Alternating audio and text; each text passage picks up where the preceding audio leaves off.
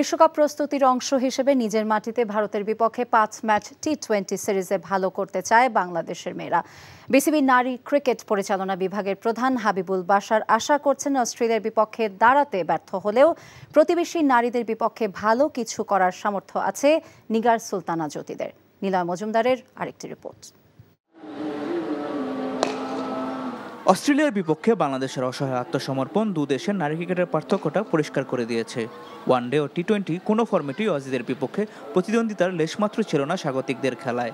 তবে সিলেটের স্পোর্টিং উইকেটে ভারতের বিপক্ষে অন্য চেহারায় জ্যোতি পিঙ্কিদের দেখা যাওয়ার আশা করছেন নারী ক্রিকেট পরিচালনা বিভাগের প্রধান হাবিবুল বাশার। মেয়েরা তো ভালোই করছিল, লাস্ট সিরিজটাতে ভালো করেন, তার আগে তো ভালোই করছিল।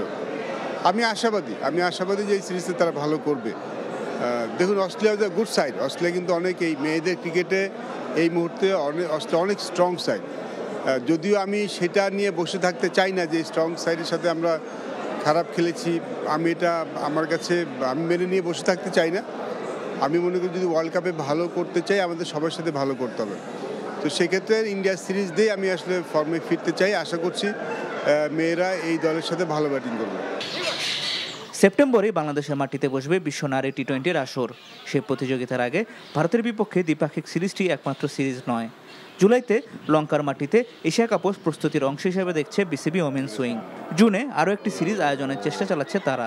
ওয়ার্ল্ড কাপের আগে খুব বেশি সিরিজ খেলার সুযোগ পাবো না। ভারত সিরিজ আর একটা সিরিজ খেলার আমরা চেষ্টা করছি, যদিও এশিয়া কাপ আছে মাঝখানে। ওয়ার্ল্ড কাপে ভালো করার জন্যে এই সিরিজটা আমাদের জন্য খুবই গুরুত্বপূর্ণ। আশা করছি মেয়েরা এই সিরিজ থেকে ঘুরে দাঁড়াতে পারবে। টি-20 বিশ্বকাপকে সামনে রেখে দলে খুব বেশি পরিবর্তনে যাচ্ছে না women's wing. Niloy Majumdar, NTV news, Dhaka.